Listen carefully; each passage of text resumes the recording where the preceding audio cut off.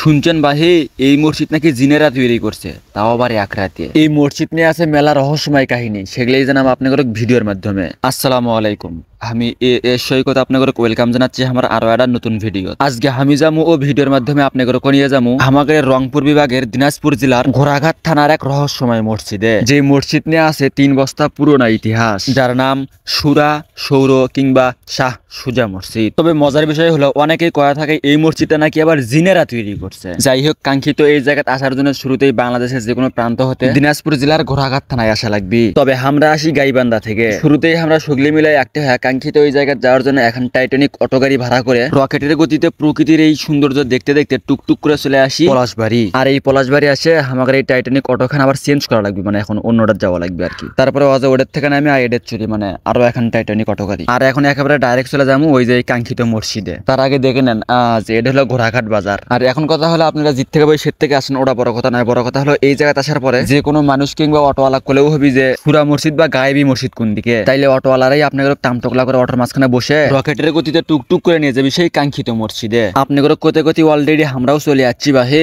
আসেই তো দেখি বাপুরে বাপ, এই জায়গাতে আবার লোকের মেলা। মানে কথা হচ্ছে আমরা যেই দিন আসি সেই দিন ছিল শুক্রবার, আর শুক্রবার করে এই জায়গায় বিভিন্ন জায়গা থেকে মেলা মানুষ আসে নামাজ আদায় করে। যাই হোক, পৃষ্ঠে উল্টে এখন চলে আসি এই মসজিদের ঘটনা নিয়ে। বড় 1 গম্বুজ ও ছোট ছোট 3 গম্বুজ, মোট 4 গম্বুজ নিয়ে গঠিত এই মসজিদ, যার নাম অনেকেই সুরা কিংবা সৌর, আবার কেউ কেউ শাহ সুজা মসজিদ কয়া থাকে। সুর বলতে জিনদের বোঝানো হয়। কথিত আছে এই মসজিদটা নাকি এক রাতে জিনেরা তৈরি করছে, আর এর কারণে এই মসজিদে অনেকেই সুরা মসজিদ কয়া থাকে। আবার অন্যদিকে সৌর মানে আসমানি বা গায়েবী জিনিসকে বোঝানো হয়। কেউ কেউ ধারণা করে এই মসজিদটা নাকি গায়েবী ভাবে এক রাতেই তৈরি হয়েছে, যার কারণে অনেকেই এই মসজিদে সৌর মসজিদ নামেও চিনে থাকে। আবার অনেকেই কয়া থাকে এই মসজিদটা শাহ সুজার আমলে তৈরি করা হয়, যার কারণে এই মসজিদের নাম শাহ সুজা মসজিদ। তবে অনেকেই আবার গায়েবী মসজিদ নামেও এই মসজিদকে চিনে থাকেন। তবে আর নির্মাণ সাল কত তা হেরিকিন নাগেও খুঁজে পাওয়া যায় না। যাই হোক, কাঙ্ক্ষিত এই জায়গায় আসার সাথে সাথে আপনারা সামনে দেখতে পাবেন মসজিদের ভত্তারে এখন গেট। এখন মধ্যে ঢুকে দেখা যাক এর মধ্যে কি কি আছে। মসজিদের মধ্যে ঢোকার সাথে সাথে আয়াম তো অবাক, এটা দেওয়াল নেই আর কিছু বাহি। দেখছেন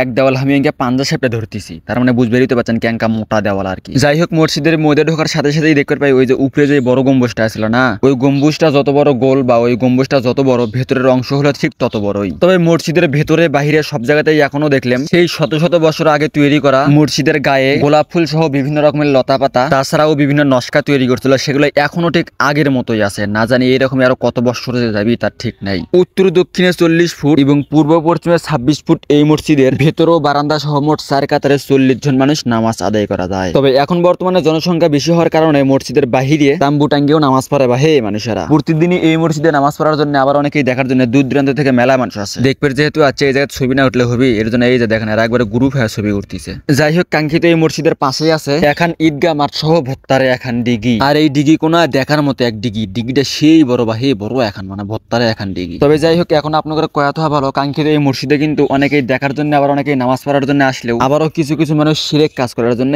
এই জায়গাতে আসে। আমরা ওটি থাকাকালীনই এক মহিলা মানুষ এসে হামাক করলো এটাই কি সেই ডিগি যেই ডিগির পানি খেলে রোগ ব্যাধি ভালো হয়ে যায়। খালি এটি শেষ নয়, এই জায়গাতে আবার অনেকেই অনেক কিছুর মানত করে। কথা না বাইরে কি কবার সাথে সেটা আশা করি বুঝতে পারছেন। তাই কোনো কিছু চাওয়ার ইচ্ছা থাকলে সরাসরি মহান আল্লাহ তাআলার কাছেই চাইয়েন। যাই হোক, আজকে আমরা এই জায়গা থেকে চলে যাচ্ছি। এই মুখে যাওয়ার আগেই দেখি ওই যে দেখেন খিচড়ি দেওয়া নেই বাজে গেছে পারাপারি। যাই হোক, আজকের ভিডিও এই পর্যন্ত। ভিডিও ভালো লাগলে শেয়ার করবেন, আর কিটাকুড়ি থেকে ভিডিও এখন দেখলেন সেটা বানা টুক করে আমাকে কমেন্ট বক্সে জানিয়ে দিয়ে বাসে থাকলে আবারও দেখা হবে পরবর্তী কোনো এক ভিডিওতে। সেই পর্যন্ত সকলে ভালো থাকবেন, সুস্থ থাকবেন, মন্দ হতে দূরে থাকবেন। আল্লাহ হাফেজ।